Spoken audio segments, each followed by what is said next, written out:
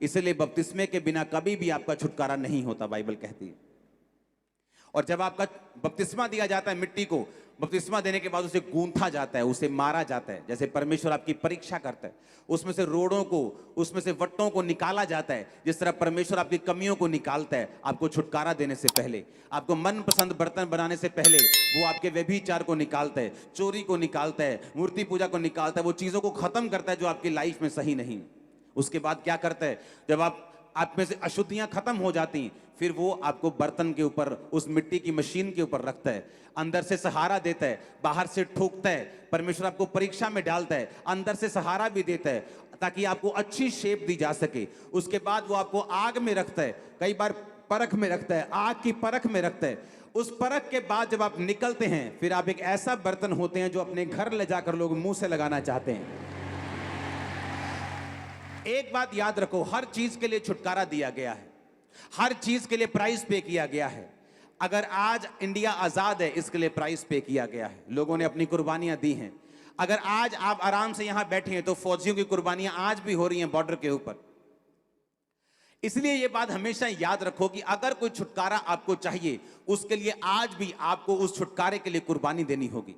आपको अपने टाइम की, अपनी विल की, अपनी इच्छा की, क्योंकि आप उसी ग्राउंड में रह के, उसी दुनिया में रह के, उन्हीं दोस्तों में रह के, उन्हीं रिश्तेदारों में रह के आप परमेश्वर के बड़े छुटकारे को अपनी जिंदगी में हासिल नहीं कर सकते। परमेश्वर ने क्या कहा? परमेश्वर ने कहा तुम में कोई ऐसा ना हो जो अपने बेटे या बेटी को बलि चढ़ाए, भविष्य पूछने वाला हो, शुभ अशुभ मुहूर्त को मानने वाला हो, तो मैं तुम्हारा छुटकारा फिर नहीं कर पाऊंगा। हालेलुया। औरतों को आदत होती सबसे ज्यादा ये चीजों को मानने की, और इसलिए सबसे ज्यादा बंधन भी उन्हीं की जिंदगियों में रहते हैं। परमेश्वर ने कहा जब तुम मसीह में हो सब कुछ नया हो चुका है। तुम 12:15 निकलोगे या 11:45, तुम्हारे लिए ब्लेसिंग होगी। तुम जिस मर्जी वार को निकलोगे ब्लेसिंग होगी, जिस मर्जी वार को जो मर्जी खाओगे ब्लेसिंग होगी। वहां आमीन ऊंचा चाहिए। यहां पे अब्राहम को छुटकारा कैसे मिला? बाइबल कहती उसने परमेश्वर की आवाज को सुना कि अगर परमेश्वर मुझसे कह रहा है तो ये मेरे फायदे के लिए है।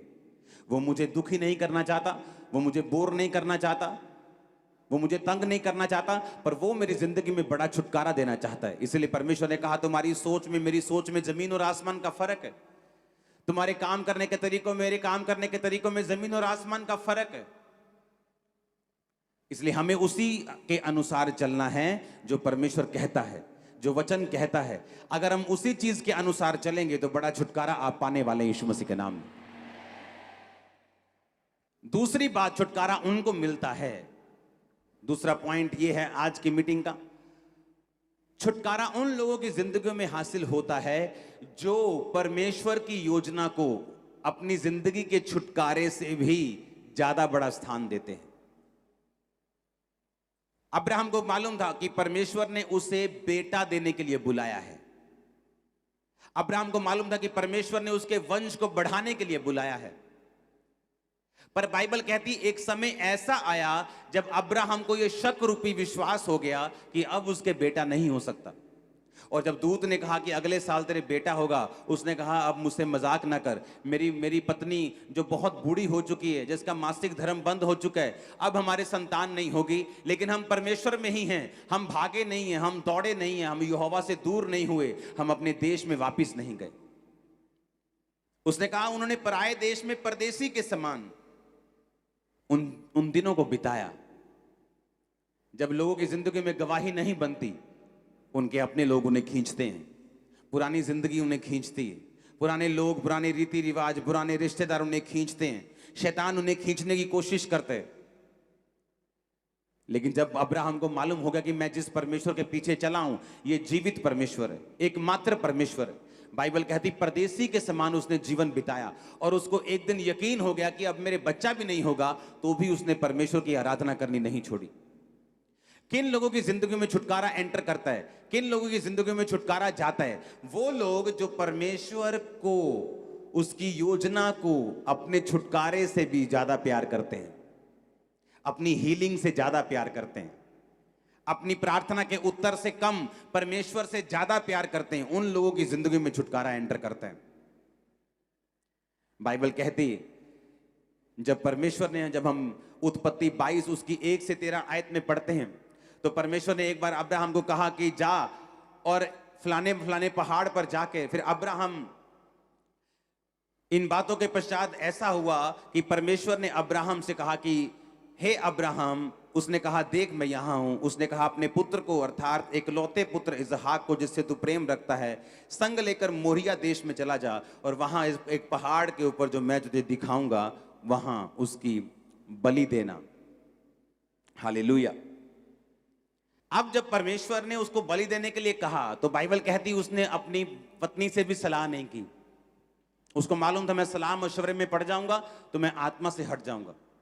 उसने अपने बेटे को तैयार किया, उसने अपने गधों को तैयार किया, अपने सेवकों को तैयार किया, अपने बेटे को बिठाया, सब कुछ लिया, साथ में छुरी ली और निकल गया। रास्ते में उसका बेटा पूछता रहा कि पिता सारा कुछ हमारे पास है, लकड़ी है, सब कुछ है, लेकिन बलि कहाँ है, होम बलि की भेड़ कहाँ है? तो उसने कहा बेटा परमेश्वर इंतजाम करेगा उस भेड़ का। उस बेटे को इतना भी मालूम नहीं था कि मैं ही वो भेड़ हूं जो आज कुर्बान होने जा रही। सुनो मेरी बात, जब वहां पे पहुंचा पहाड़ के पास, तो जब उस पे छुरी बढ़ाकर इसहाक के गले को काटने लगा तो आवाज आई कि अब्राहम अब्राहम, अपने बेटे को मत मार, अपने लड़के पे हाथ मत बढ़ा, क्योंकि तूने जो अपने निज पुत्र को भी नहीं रख छोड़ा, इस कारण मैं जान गया हूं कि तू परमेश्वर का भय मानता है। जब परमेश्वर आपको छुटकारा देता है तो वो आपका कर्जदार नहीं है। परमेश्वर ने कोई आपका कर्जा नहीं देना। अगर उसने आपको अपने पास बुलाया तो वो आपका कर्जदार नहीं है। वो आपका कर्जदार नहीं कि उसने आपको छुटकारा देना ही देना है, नहीं तो लोग क्या कहेंगे, उसे कोई परवाह नहीं है लोग क्या कहेंगे। जब परमेश्वर आपको पुत्र बना लेता है तो वो देखता है कि जो पुत्र की वारिस की, जो मेरे वारिस की चीजें हैं, जो आपकी मिरास है, जो आपकी ब्लेसिंग्स हैं, उनको देने से पहले मैं ये जांच लूं कि ये मेरा बेटा है या नाजायज संतान है, बाइबल कहती है। अब अब्राहम को यह चीज मालूम थी कि परमेश्वर होम बलि इंसानों की नहीं लेता, लेकिन परमेश्वर ने जानबूझ के उसकी परीक्षा की, जा और अपने बेटे को चढ़ा दे। वो बेटा इमेजिन करो जो 25 साल की परीक्षा के बाद अब्राहम को मिला था, और उस बेटे को बाइबल कहती ये सोच के अब्राहम चढ़ाने के लिए गया कि जब अंत के दिनों में हम सब जी उठेंगे तो मेरा बेटा भी जी उठेगा। इमेजिन करो किस लेवल का प्यार वो परमेश्वर से करता था, किस लेवल की आज्ञाकारिता में वो था, कि जो वायदा परमेश्वर ने उसके साथ किया था। जब उसकी जिंदगी में 2 बड़े इंसिडेंट ऐसे हुए, एक बच्चा होने से पहले, एक बच्चा होने के बाद, जब उसे लगता था कि ये चीजें खत्म हो जाएंगी और ये वायदा पूरा नहीं होगा, तब भी उसने परमेश्वर के साथ चलना छोड़ा नहीं। और बाइबल कहती है जब वो छुरी चलाकर उसे मारने लगा तो परमेश्वर ने कहा आज मैं जान गया हूं कि तू मुझसे प्यार करता है, आज मैं जान गया हूं। और परमेश्वर ने फिर कहा अब मैं तुझसे बड़ी जाति बनाऊंगा, अब मैं वो सारे वायदे तेरी जिंदगी में पूरा करूंगा। मेरा परमेश्वर आपको अब्राहम के समान बढ़ाए, वो आपकी जाति को इसहाक के समान बढ़ाए, वो आपके लोगों को अपने समान बढ़ाए। आमीन। ऊंचा ये बरकत आपकी है।